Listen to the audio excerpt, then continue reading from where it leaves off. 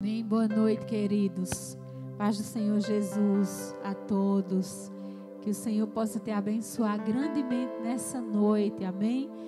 Nessa noite ágape, nessa noite de amor, nessa noite na presença do nosso todo-poderoso, glorioso Deus, Jesus e Senhor das nossas vidas, amém? E nós vamos continuar, né? Vamos encerrar, na verdade, nessa noite, mais uma série de mensagens que o Senhor nos deu. Há 3 domingos, esse é o 3º domingo, amém? Em que nós estamos nessa série de mensagens, tá certo? Na verdade, o 3º final de semana, né? Porque nos 2 finais de semana atrás, eu acredito que teve um dos finais de semana em que eu preguei em um sábado e depois no domingo, e hoje, domingo novamente, tá certo? Então eu convido você para abrir a sua Bíblia, tá bom? No livro de Apocalipse, dessa vez no capítulo 3. Nós vamos continuar nessa série de mensagens, a qual, em nome de Jesus, nós terminaremos hoje sobre as 7 igrejas do Apocalipse, tá certo? As 7 igrejas do Apocalipse. E hoje nós veremos as 2 últimas igrejas. Nós já meditamos aqui sobre as 5 igrejas, né? E dessas 5 são 7, e nós vamos completar, tá bom? As 7 igrejas do Apocalipse hoje, estudando sobre essas últimas igrejas, dessas 2 últimas igrejas, que são a igreja de Filadélfia, obrigada, Gigi, e a igreja de Laodiceia, tá certo? Então eu peço, né, mais uma vez que você abra aí Apocalipse 3, nós vamos ler a partir do verso 7, amém? A carta à igreja em Filadélfia. Como eu já compartilhei aqui com você, né, como eu já estudei aqui com você, no livro de Apocalipse, sobre essas 7 igrejas, o Senhor Jesus, né, revelou aqui essa profecia a João, e João aqui escreveu essas várias cartas, né? Na verdade, em se tratando aqui dessas 7 igrejas, escreveu essas 7 cartas a essas 7 igrejas da Ásia, que nós vimos que a Ásia aqui não está, né, se referindo ao continente, e sim à província, tá bom? E Filadélfia, ela fazia parte, né, desse lugar em que essas 7 igrejas se encontravam geograficamente perto umas das outras, tá bom? E aí a Bíblia diz, né, no verso 7, ao anjo da igreja em Filadélfia escreve. Nós vimos aqui, né, diante desses 3 fins de semana em que nós estamos estudando sobre essas 7 igrejas, nós vimos que todas as vezes em que o anjo, né, era referido aqui, em que a carta, né, a revelação se destinava, olha, João, fala ao anjo da igreja tal, fala ao anjo da igreja tal. Nós vimos aqui que esse anjo refere-se ao pastor da igreja. E mais uma vez, João aqui, né, em relação à profecia aqui apocalíptica, ele se refere ao pastor da igreja, dessa vez a igreja de Filadélfia, e ele, né, era orientado por Jesus, ele era ali, ele recebia essa revelação, essa profecia, para ali declarar o pastor da igreja de Filadélfia. E o verso 7 continua dizendo assim: estas coisas diz o santo, o verdadeiro, aquele que tem a chave de Davi, que abre e ninguém fechará, e que fecha e ninguém abrirá, tá certo? Esse trecho, né, continuando aqui o verso 7, agora ele estava se referindo à pessoa do Senhor e Salvador Jesus Cristo. Jesus Cristo, ele tem a chave de Davi. Jesus Cristo, ele tem o poder, né, de abrir todas as portas. E ele, uma vez abrindo, ninguém pode fechar. E uma vez ele também fechando as portas, ninguém poderá abrir. Isso aqui, né, dá importância mais uma vez ao poder, né, o atributo, a onipotência do Senhor Jesus, o Filho de Deus aqui como Deus e como Senhor, aquele que tem o poder de abrir todas as portas. O interessante, a palavra Filadélfia significa amor paternal, tá certo? Amor, melhor dizendo, amor fraternal. Amor fraternal. E semelhante, né, a igreja de Filadélfia, semelhante à igreja, a segunda igreja que nós estudamos, que foi a igreja de Esmirna, tá certo? A igreja de Filadélfia, ela também não recebeu nenhuma crítica por parte de Jesus. Ela não recebeu aqui nenhum julgamento por parte da profecia. Ela não recebeu nenhuma condenação por parte da profecia. Ela só recebeu elogio e ela só recebeu promessa. Aqui também a igreja de Filadélfia era uma igreja exemplo, tá certo?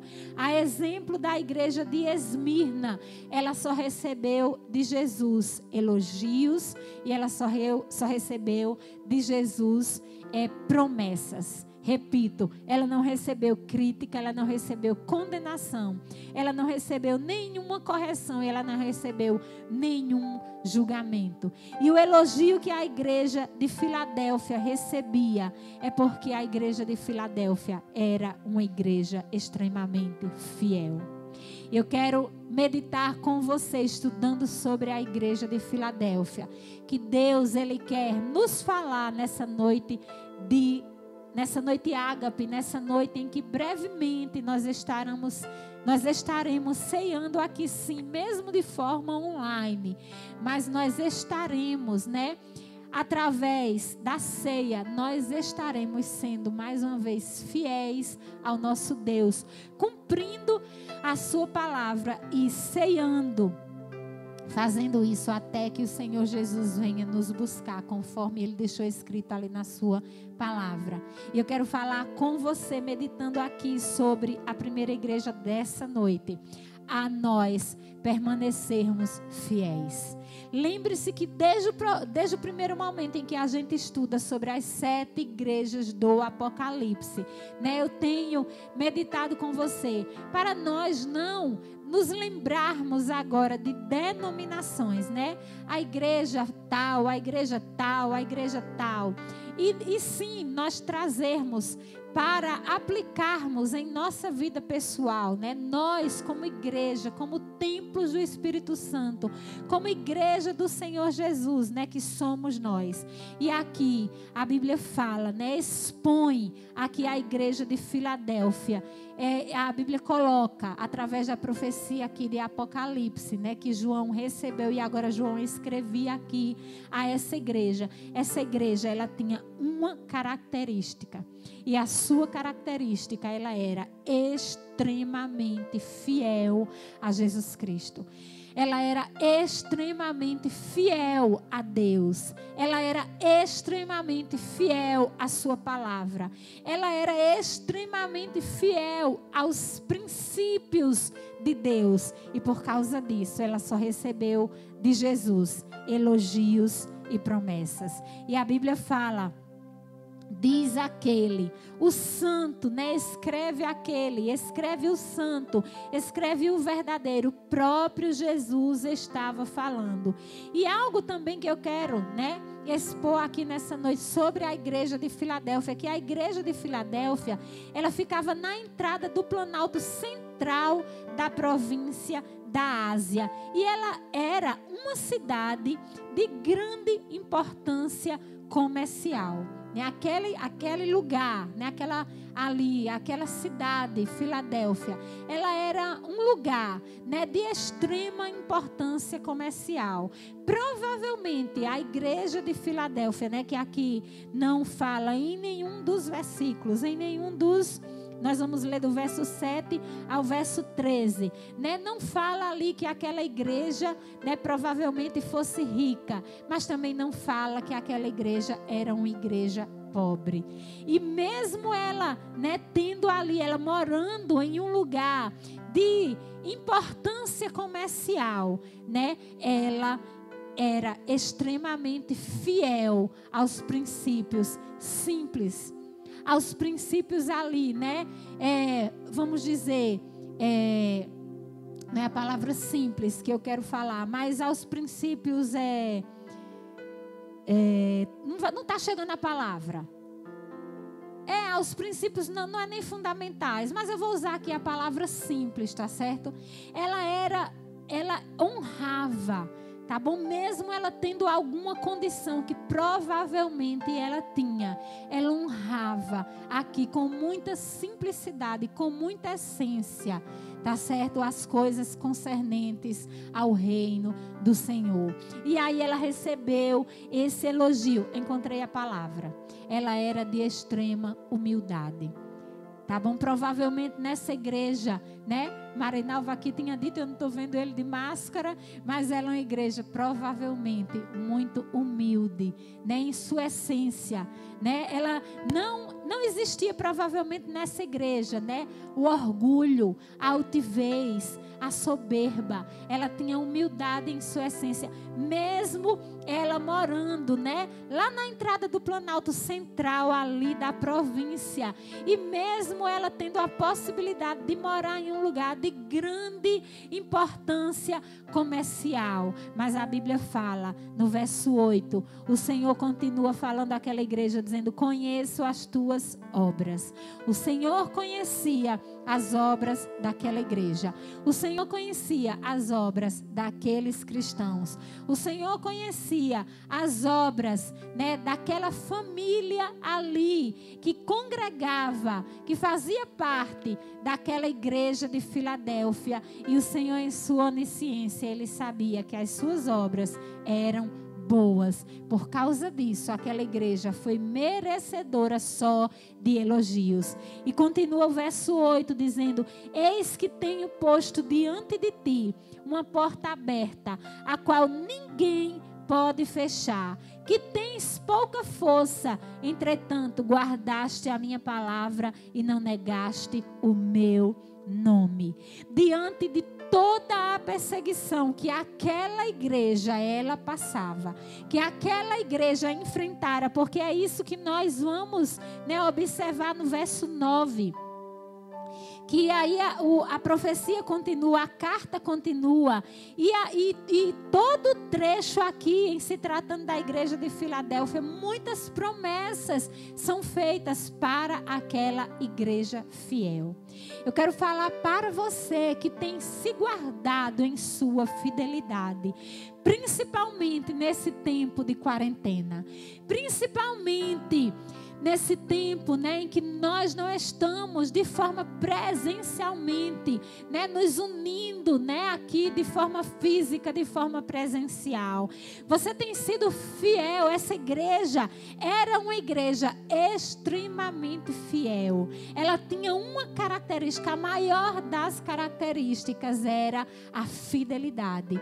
Quantas vezes, né, nessa quarentena em especial, você tem demonstrado a Deus a sua fidelidade? Você tem demonstrado ao Senhor a sua fidelidade? Você tem demonstrado aos seus pastores a sua fidelidade? Você tem demonstrado à palavra a sua fidelidade? Você sabe quando nós mais podemos provar a nossa fidelidade para com o outro? É quando justamente nós estamos ausentes. Você já ouviu um adágio popular que diz assim: toda ausência é atrevida? Já ouviu esse adágio popular que diz assim: toda ausência é atrevida? Na verdade, na ausência, né, nós nos encontramos meio em uma liberdade para nós praticarmos, realizarmos, né, fazermos tudo que nós, né, somos tentados, né, somos convocados, somos aconselhados a fazer, que muitas vezes vão contra os princípios de Deus, o princípio ali da palavra, né?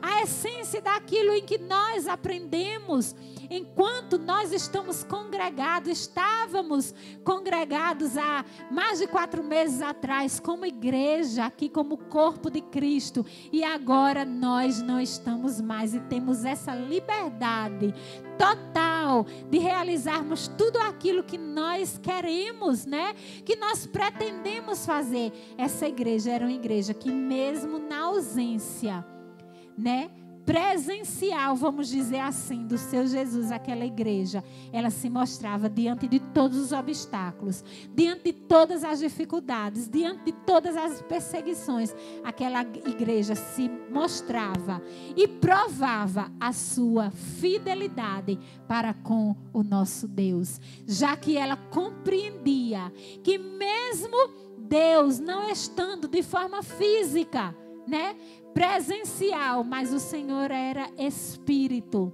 e Ele tinha um atributo, continua com um atributo chamado onipresença, quer dizer, Ele se encontra em todos os lugares. E o Senhor ali, se revelando àquela igreja tão fiel, na verdade em todo aqui, praticamente em toda a carta, o Senhor só faz praticamente promessas àquela igreja. O maior elogio foi: você tem sido uma igreja fiel.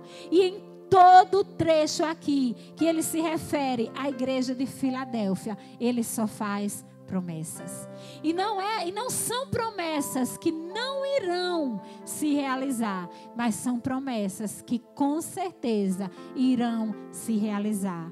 Eu quero te dizer que se você também tem sido, como a igreja de Filadélfia, fiel ao seu Deus, fiel à sua igreja, fiel ao seu Senhor, fiel aos seus líderes espirituais, há promessas de Deus para a sua vida, assim como houve promessas para a igreja de Filadélfia.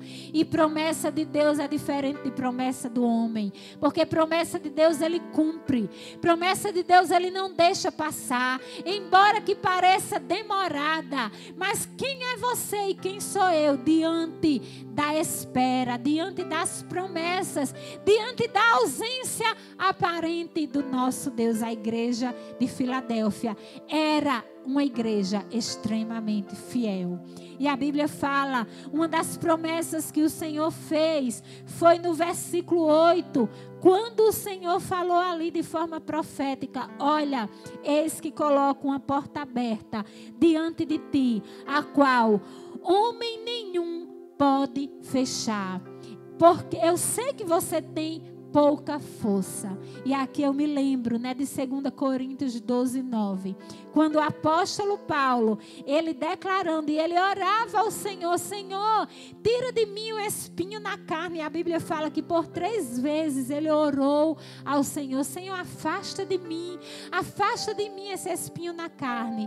E o Senhor se revelou a ele, e o Senhor disse: meu filho, a minha graça te basta.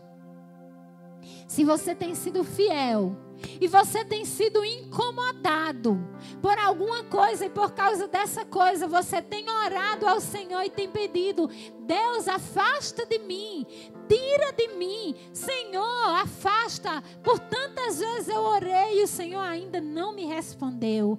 O Senhor me usa para te dizer hoje, como o Senhor falou à igreja de Filadélfia: eu sei que vocês têm pouca força, mas eu quero te dizer que há algo tremendo quando o Senhor, Ele compreende que nós temos pouca força diante dEle.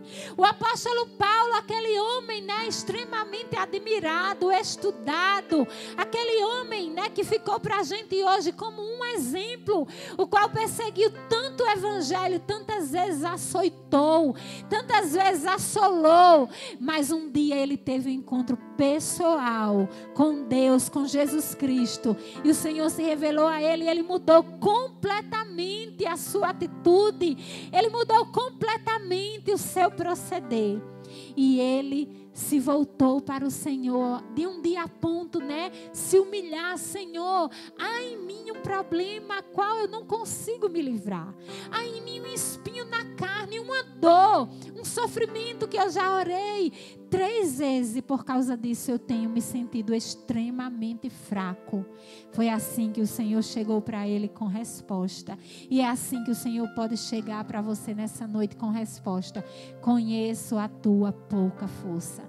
Mas eu quero te dizer que para o fiel, a pouca força é um sinal de abundante força da parte de Deus. Eu quero dizer para você que a pouca força do fiel é um sinal da parte de Deus, que o Senhor se revela e aperfeiçoa o seu poder em nossas fraquezas. E quando nós pensamos que somos fracos, então é que o Senhor nos faz fortes. Para o fiel, a fraqueza não é aquilo que você pensa. Para o fiel, a fraqueza não é aquilo que você imagina. Para o fiel, a pouca força não é aquilo que muitos te dizem, que chegam para você e dizem, você não vai conseguir. Para o fiel, a pouca força não é aquilo que muita gente olha para você e não vê expectativa, e não enxerga coisa boa, e não vê futuro em você. Para o fiel, a pouca força significa: ei, eu estou aperfeiçoando em você o meu poder. Eu estou aperfeiçoando em você. Eu estou aperfeiçoando na sua fraqueza. É na fraqueza que eu aperfeiçoo o meu poder em você. E era assim que o Senhor dizia para a igreja de Filadélfia: eu sei que você tem pouca força, entretanto você guardaste a minha palavra e não negaste o meu nome, e por causa disso, assim dizia o Senhor, verso 9, eu farei que algum dos que são da sinagoga de Satanás, desses que a si mesmos se declaram judeus e não são, mas mentem, eis que eu os farei vir e prostrar-se aos seus pés e conhecer que eu te amei. Pessoas que não pertenciam à igreja do Senhor. Pessoas que pertenciam à igreja de Satanás. A igreja de Satanás é a igreja do diabo. É a igreja que trabalha para o diabo. Da mesma forma que o Senhor usa pessoas, Satanás também usa pessoas. Pessoas que muitas vezes usam até a palavra de Deus. Porque Satanás conhece a palavra de Deus. Foi com a palavra de Deus que Satanás tentou Jesus lá no deserto. E haverá pessoas que se levantarão contra você aqui nessa terra e usarão a própria palavra de Deus para, por meio da palavra de Deus, expressar ao mundo que fazem o que é certo. No entanto, eles estão trabalhando para Satanás e seus demônios. E o Senhor, que conhece todas as coisas, que vê todas as coisas, o Senhor assim enxergava, e o Senhor sabia que havia um povo que pertencia à igreja de Satanás, que se levantava contra a igreja de Filadélfia. E assim o Senhor dizia para aquela igreja fiel: eles se declaram judeus e não são. Eles se declaram crentes e não são. E eis que eu te faço uma promessa: eu farei com que se prostrem aos teus pés, e eu farei que se prostrem aos seus pés e conhecer que eu te amei. Verso 10, porque guardaste a minha palavra, guardaste a palavra da minha perseverança, também eu te guardarei da hora da provação que há de vir sobre todo o mundo, sobre o mundo inteiro, para experimentar os que habitam sobre a terra. Quando eu estive estudando sobre a igreja de Filadélfia, porque eu já dei aqui esse estudo nas lives, acho que há uns 15 dias atrás. Quando eu me deparei aqui com o versículo 10, eu me lembrei agora sobre o tempo dessa pandemia. O tempo dessa pandemia é um dos tempos, né? É um dos sinais da vinda de Cristo. E aqui o verso 10, como eu me lembrei, quando ele diz: porque guardaste a palavra da minha perseverança, também eu te guardarei da hora da provação que há de vir sobre o mundo inteiro. Eu não estou afirmando aqui que teologicamente esse tempo de pandemia é sobre isso aqui que Jesus estava falando aqui na profecia de Apocalipse, aquela igreja. Mas que eu me lembrei desse tempo, eu me lembrei porque foi um tempo, está sendo um tempo em que todo mundo foi acometido por essa tribulação. Ninguém no mundo escapou, até os índios que vivem lá, né? Naquelas localidades mais remotas, foi acometido por essa pandemia.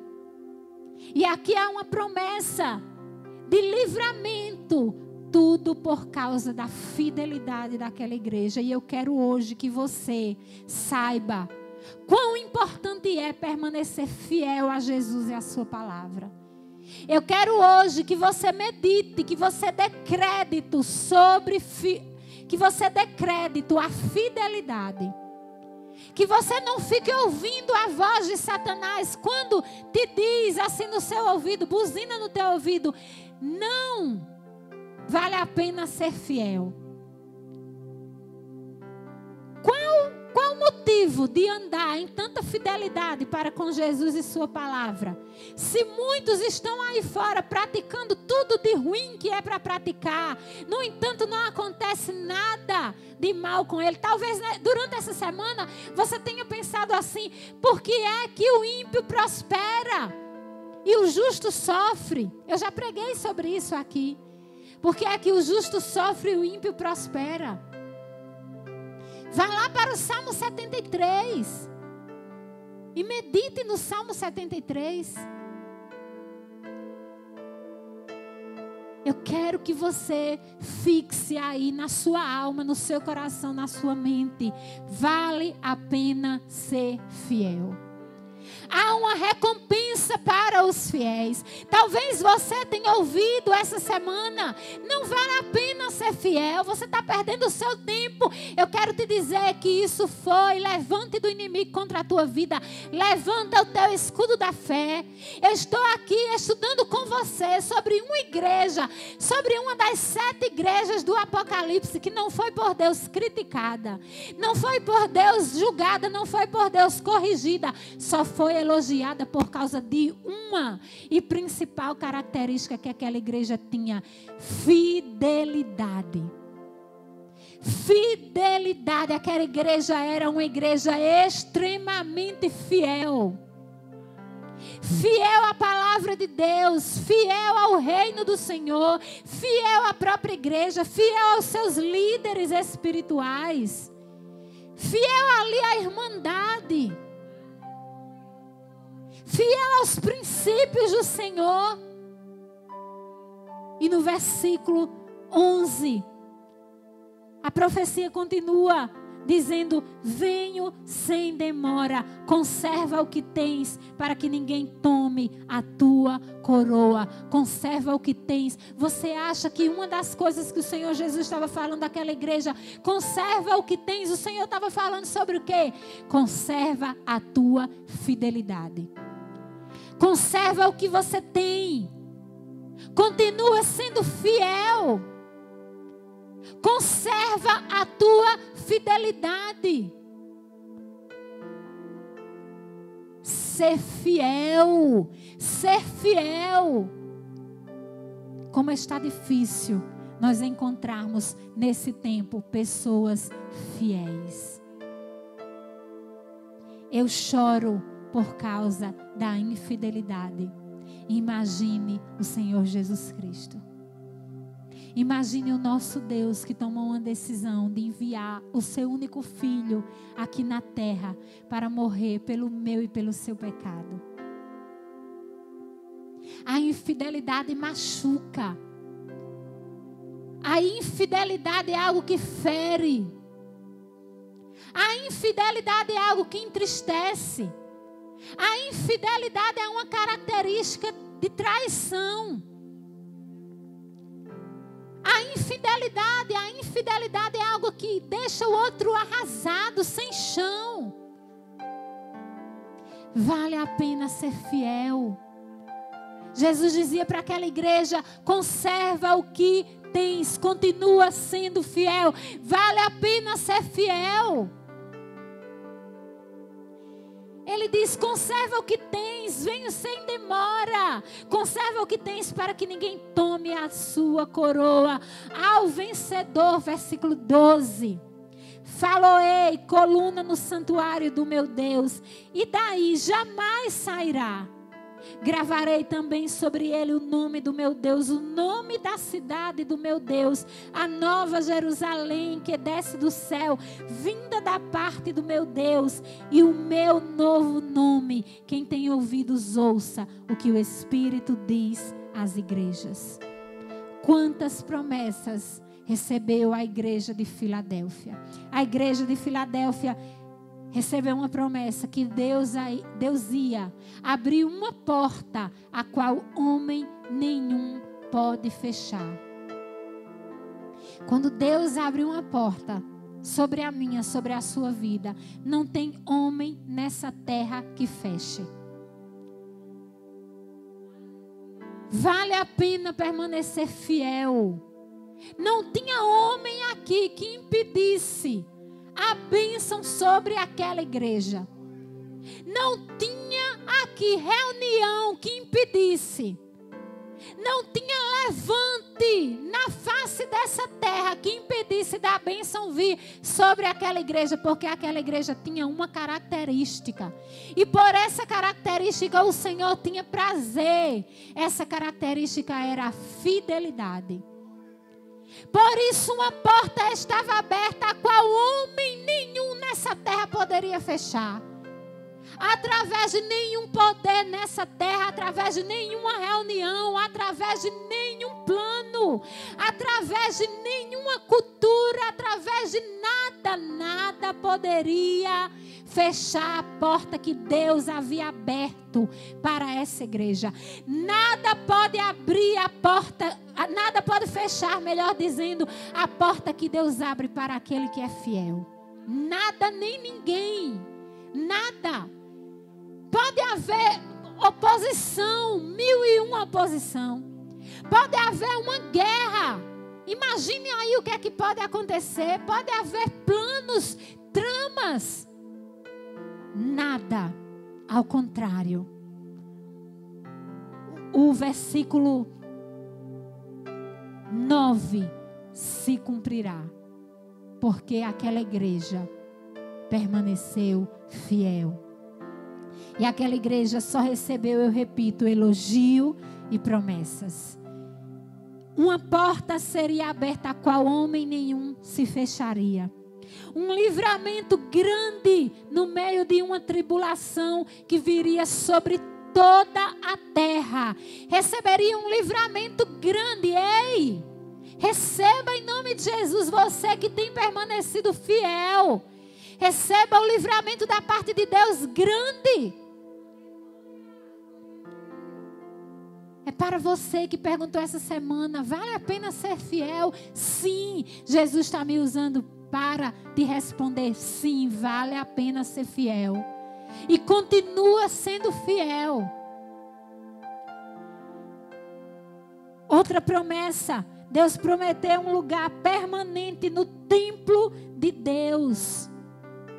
Na eternidade, Deus prometeu um novo nome. E ele termina, a profecia dessa igreja dizendo: quem tem ouvidos, ouça o que o Espírito diz a essa igreja, às igrejas. Nessa noite eu creio que o Espírito Santo de Deus está aqui para nos revelar através da palavra de Deus, do próprio Deus. E aí nós vamos para a última igreja, carta à igreja de Laodiceia. Carta à igreja de Laodiceia. E o verso 14 diz: ao anjo, mais uma vez ao pastor da igreja em Laodiceia, escreve: estas coisas diz o Amém, a testemunha fiel e verdadeira, o princípio da criação de Deus. Mais uma vez, ele está se referindo, a profecia se refere à pessoa do Senhor e Salvador Jesus Cristo. Eu quero te dizer que, infelizmente, essa igreja foi a única igreja. Preste bem atenção. Olha que coisa forte. A igreja de Laodiceia foi a única igreja que por Deus não foi elogiada. Ainda outras igrejas, né, que receberam críticas, que receberam aqui correções, que receberam julgamentos, mas as outras 6 igrejas, todas elas foram por Deus elogiadas por causa de, nem que fosse uma coisa. Mas a igreja de Laodiceia não recebeu nenhum elogio por parte de Jesus. Nenhum elogio por parte da profecia aqui de Apocalipse. Se referindo às 7 igrejas do Apocalipse. Essa igreja, ela não foi elogiada por Deus. Essa igreja, ela recebeu crítica. Repito, como desde o início nós estudamos, não uma crítica aqui para destruir, porque esse não é o intuito do Senhor. Mas uma crítica construtiva, a fim de que a igreja, as pessoas, viessem a se arrepender e a serem transformadas, restauradas por Deus, porque o desejo de Deus não é que nenhum dos seus se perca. E aí, aquela igreja, ela recebeu uma crítica por parte de Deus. E a crítica, a Bíblia fala no verso 15, preste bem atenção, diz assim: conheço as tuas obras, que nem és frio nem quente. Quem dera fosse frio ou quente. Assim, porque és morno e nem és quente nem frio, estou a ponto de vomitar-te da minha boca. Diferente aqui da igreja de Filadélfia, né? Que era uma igreja extremamente fiel. A igreja de Laodiceia era uma igreja totalmente insensível. A revelação aqui de Apocalipse diz que ela era uma igreja que nem era fria e nem era quente, era uma igreja morna. E que por causa disso o Senhor estava a ponto de vomitá-la da sua boca. Aquela igreja, ela foi criticada por Jesus aqui na profecia de Apocalipse, revelada a João, porque era uma igreja extremamente indiferente. Ela tinha chegado em um ponto na sua vida espiritual que popularmente, né, como a gente diz, nem fede nem cheira, nem é fria nem é morna. Aliás, nem é fria nem é quente, nem fede nem cheira. Tudo para aquela igreja em relação às coisas de Deus. Aquela igreja, ela era uma igreja indiferente às coisas do Senhor. Para aquela igreja tanto fazia. E por causa disso ela foi extremamente criticada por parte aqui da profecia. O versículo 17 diz assim: pois dizes, olha o que é que aquela igreja dizia. Olha em que condição aquela igreja pensava que estava.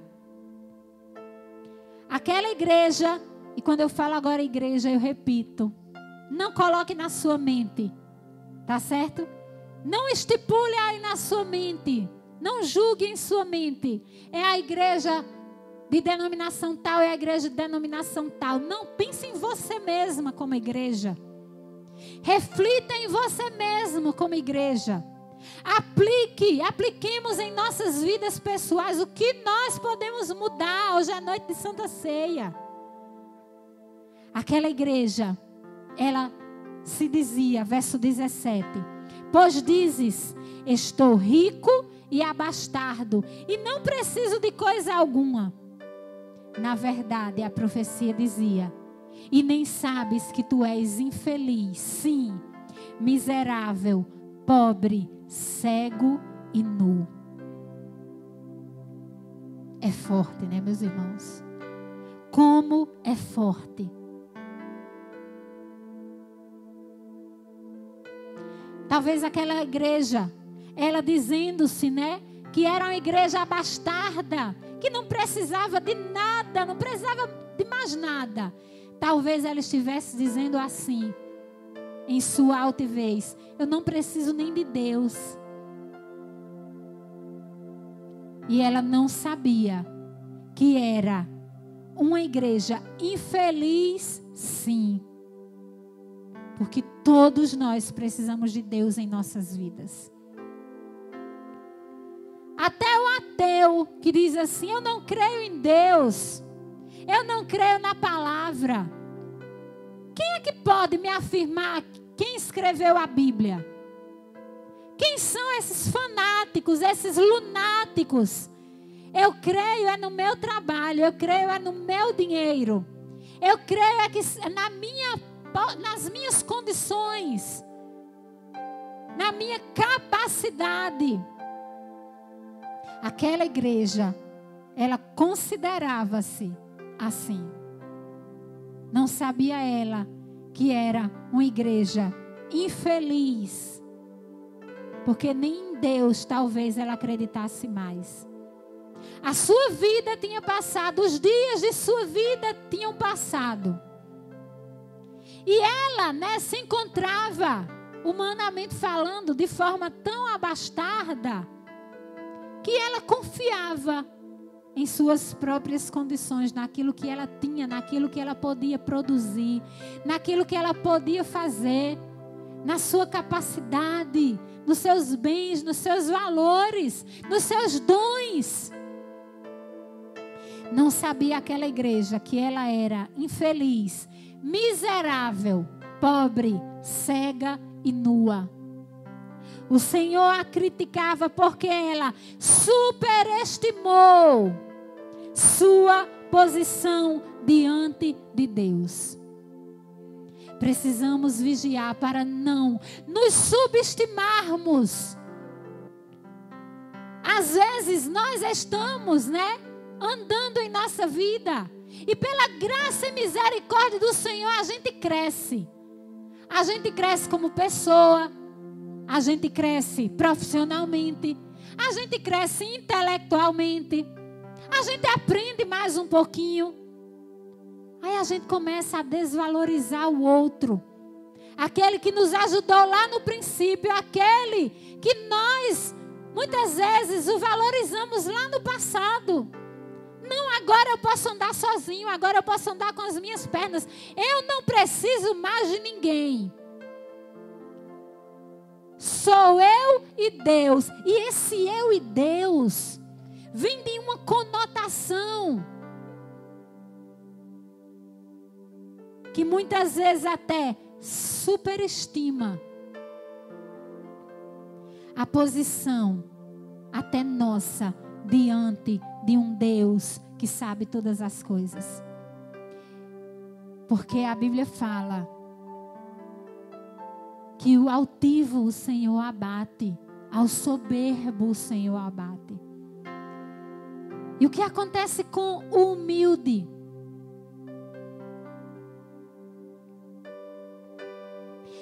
Aquela igreja era uma igreja que ela não sabia mais, ela não conhecia o significado da palavra humildade. Quanto mais viver essa humildade, de que os outros nos são muitas vezes superiores, não é assim que a Bíblia fala? Considerem os outros superiores a vocês mesmos. E muitas vezes, né, a gente não está nem aí. Até em relação a um silêncio que a gente dá. E aquele silêncio que a gente dá está muitas vezes aqui comprovando isso que estava acontecendo com aquela igreja de Laodiceia. Tu és infeliz, sim, miserável, pobre, cego e nu. Ali o Senhor criticou porque ela superestimou sua posição diante de Deus. E o Senhor a julgou também. O Senhor julgou aquela igreja. Verso 18. Aconselho-te que de mim compres ouro refinado pelo fogo, para te enriqueceres, vestiduras brancas para te vestires, a fim de que não sejas manifesta a vergonha da tua nudez, e colírio para ungires os olhos, a fim de que vejas. Aquela igreja era uma igreja que estava cega. Era uma igreja que andava com roupas altivas. E essas roupas estavam sujas e precisavam ser alvejadas pelo sangue do Cordeiro. E ali o Senhor aconselhava aquela igreja. E Ele a corrigia. E nessa correção Ele dizia: arrependam-se. Busquem as verdadeiras riquezas espirituais, porque vocês estão buscando riquezas que se corrompem. Vocês estão buscando riquezas que não são as espirituais. Vocês não estão me buscando em primeiro lugar. Vocês estão buscando. Vocês não estão me buscando como Maria, que escolheu a melhor parte. Por isso vocês têm estado como igreja fria, que não percebem as coisas que têm acontecido. Os profetas têm falado. As pregações estão sendo expostas. E como você tem recebido? Vocês estão como pessoas cegas. Vocês não estão vendo o que está acontecendo. E eu te aconselho a vestirem vestiduras brancas, a fim de que vocês se vistam e não sejam manifestas para todos a sua nudez, e assim você seja envergonhada.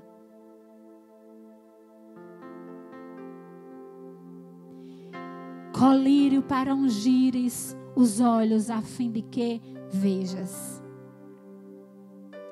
Muitas vezes, assim como essa igreja, há pessoas que se encontram tão frios na fé, tão insensíveis em sua fé, que elas estão como que cegas espiritualmente,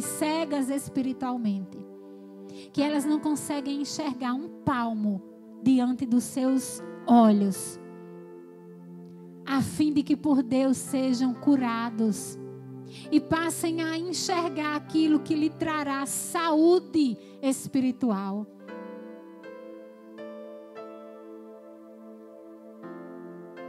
Verso 20, verso 19.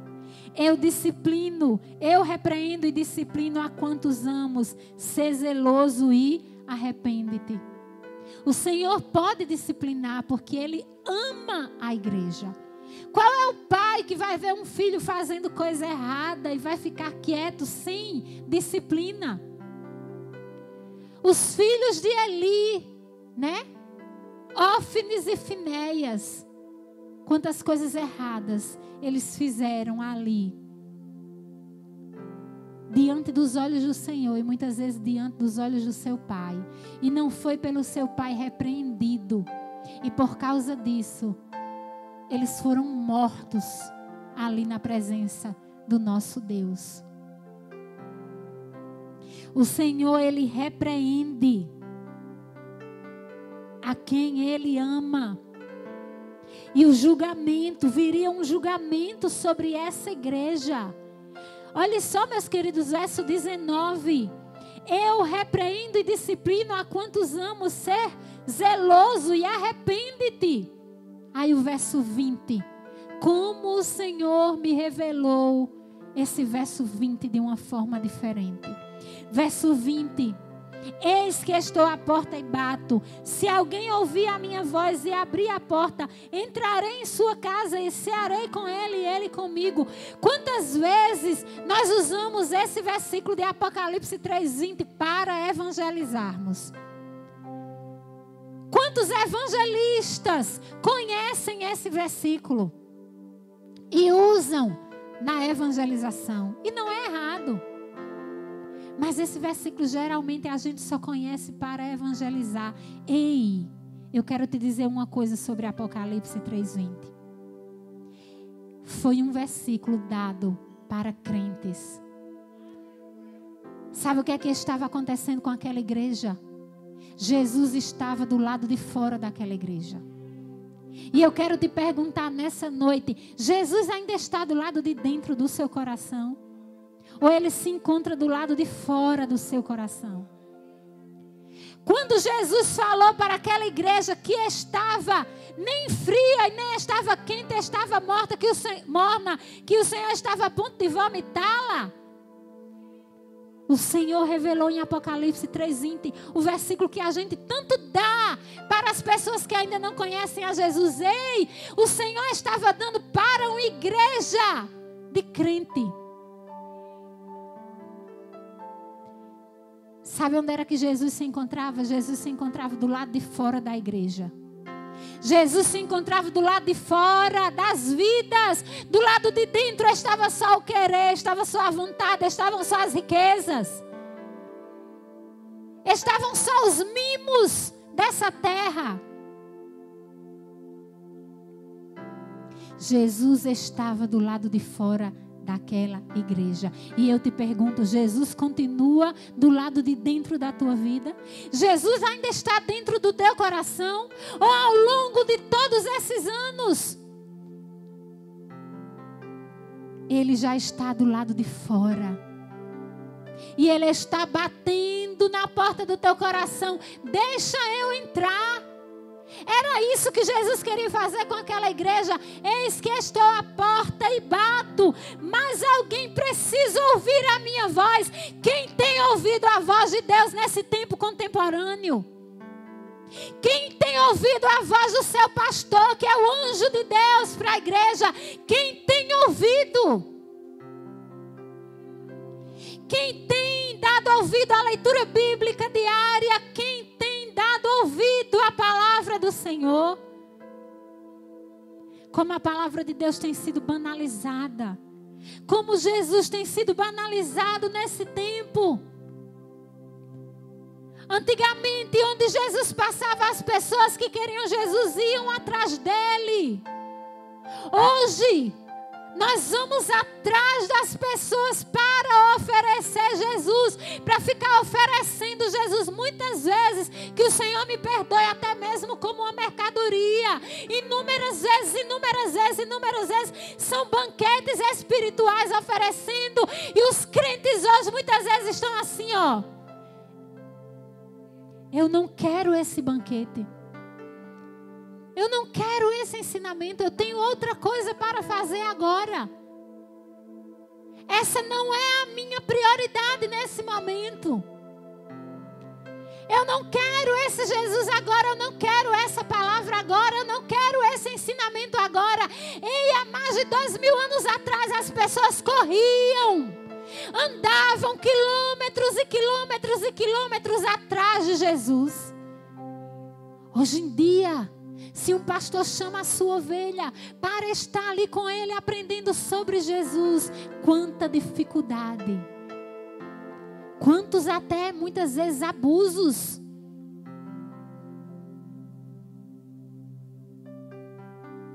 Quanto filho mimado, deixando Jesus do lado de fora, de sua casa, de sua igreja.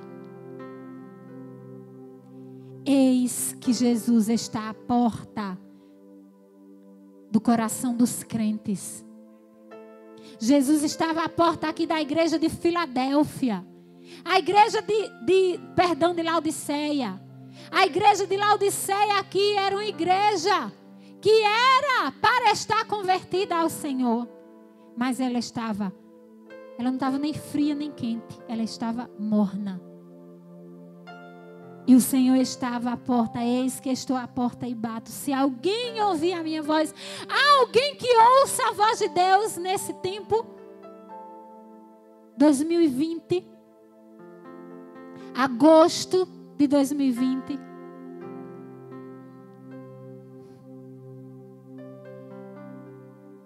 Eu sou de um tempo que quando eu ouvia a voz do meu pastor, eu tremia e temia diante dele. Sabe por quê? Porque eu sabia que ele era um anjo da igreja do Senhor. E ele estava me arrebanhando. Ele estava me conduzindo ao supremo pastor que se chama Jesus. Nesse tempo, será que muitos de nós estamos como os crentes de Laodiceia? Jesus está do lado de fora de nossas vidas por causa de tantas coisas que nos chegou nesse século. Tantas coisas que nos são mais interessantes. Tantas coisas que estão expostas diante de nós. Tanta exposição de tantas coisas. Eis que estou à porta e bato. Se alguém ouvir a minha voz e abrir a porta, entrarei em sua casa e cearei com ele e ele comigo. Jesus falava àquela igreja insensível. Ei, querido, eu convido você nessa noite em nome de Jesus. Continue sensível a Jesus Cristo e a sua palavra. Não seja insensível. Gente insensível é uma das coisas mais tristes que existe na vida. Uma pessoa insensível, ela é insensível à dor, ela é insensível ao sofrimento, ela é insensível à eternidade. Ela é insensível ao outro.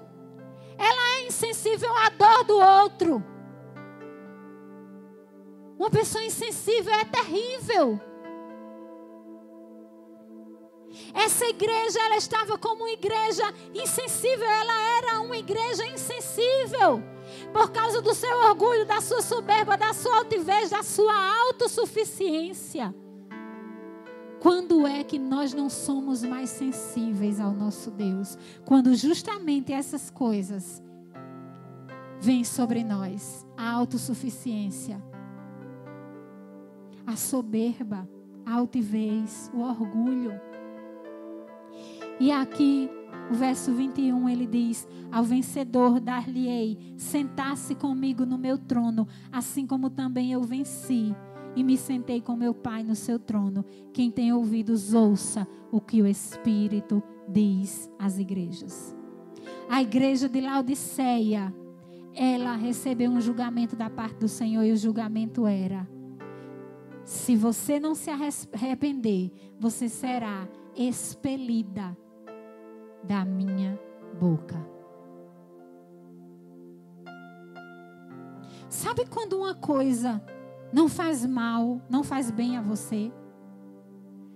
Sabe quando uma coisa provoca uma congestão, uma indigestão? Quando uma coisa lhe faz mal, uma comida não lhe faz mal, o que é que naturalmente acontece? Você começa a ficar enjoada. Você começa a sentir dores extremas, né? Dores abdominais extremas. É horrível. Eu acredito que todo mundo já passou por isso. E aquilo lhe fez tanto mal, que chega uma hora que naturalmente você coloca aquilo para fora. A igreja de Laodiceia estava fazendo tanto mal aos olhos do Senhor e à sua palavra, que essa era a condição espiritual. É isso que eu entendo aqui. Eu acredito que você entende do mesmo jeito. O julgamento aqui do Senhor era que o Senhor estava a ponto de expelir aquela igreja através da sua boca. Ele estava a ponto de vomitar aquela igreja. Porque aquela igreja, a sua atitude, as suas ações estavam fazendo mal ao Senhor. E ele estava a ponto de expelir aquela igreja da sua própria boca. Mas porque ele nos ama tanto, ele ainda fez uma promessa àquela igreja. Se você se arrepender, se você buscar as verdadeiras riquezas, se você buscar as verdadeiras riquezas, as riquezas espirituais são as verdadeiras riquezas. Se você buscar as verdadeiras riquezas, eis que eu farei com que você se assente com Cristo no trono. Porque o desejo de Deus não é que nenhum de nós se perca. Eu encerro por aqui essas mensagens sobre as 7 igrejas do Apocalipse. E eu espero que todos nós tenhamos recebido da parte de Deus não só o aprendizado escatológico, porque a letra mata, mas o Espírito vivifica. Uma das coisas que foi me perguntado quando eu fui fazer seminário, sabe o que foi? Por que você quer fazer o seminário? Porque tinha gente que dizia assim: eu quero fazer seminário para me aprofundar. Eu quero fazer seminário para eu aprender mais. Eu quero fazer seminário, para que eu faça mais a defesa aqui da minha fé. Mas essa não era a resposta que os pastores queriam ouvir naquele seminário. A resposta que aqueles pastores queriam ouvir, eles tinham ouvido tanto essas respostas que eu falei ainda há pouco, que eles se cansaram de ouvir essas respostas. Eles queriam ouvir agora outra resposta. Sabe qual era a resposta que eles queriam ouvir? Era: porque eu quero ser obreiro. Porque eu quero trabalhar para Jesus. Eu quero fazer seminário, porque eu quero ir para a obra. Eu quero ajudar na obra do Senhor. Eles almejavam mais a prática. O meu desejo como pastor é que você, tendo ouvido mais uma vez, ou se você nunca ouviu, mas recebeu essa riqueza sobre esses estudos, as 7 igrejas do Apocalipse, é que você não tenha só mais conhecimento, mas é que principalmente você tenha a prática. Você parta para a prática. Porque conhecimento até Satanás tem. Conhecimento até o diabo tem. Mas o que adianta o conhecimento se ele não pratica a vontade de Deus? Há pessoas que às vezes não têm conhecimento nenhum mais aprofundado em relação à teologia. Mas são pessoas extremamente humildes. São pessoas extremamente obedientes. São pessoas extremamente com espíritos voluntários. São pessoas extremamente amorosas. São pessoas extremamente ali que dão o ombro ali para ficar com você, ombro a ombro com você. São pessoas extremamente sensíveis. São pessoas extremamente que enxergam ali a necessidade. Eu não estou falando, não tem nada a ver com aqui ter mais o financeiro ou não. Eu não estou falando aqui com condição financeira. Porque existem pessoas que são extremamente pobres financeiramente. No entanto, é muito altivo, muito orgulhoso, extremamente orgulhoso. E eu conheço pessoas extremamente ricas, riquíssimas, que são extremamente humildes. Não tem nada a ver aqui essa minha exposição com condição social.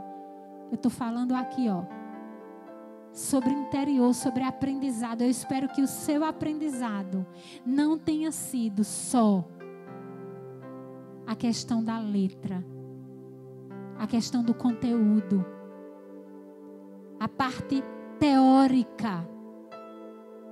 Não. Eu espero que, principalmente, eu e você tenhamos crescido através dessas mensagens espiritualmente. E daqui para frente, tomemos as atitudes que tenhamos que tomar. Que o Senhor te abençoe e te guarde. Que o Senhor faça resplandecer o rosto sobre ti. O pastor ainda vai impetrar a bênção. Mas eu também quero te abençoar nessa noite. Fique na paz do Senhor.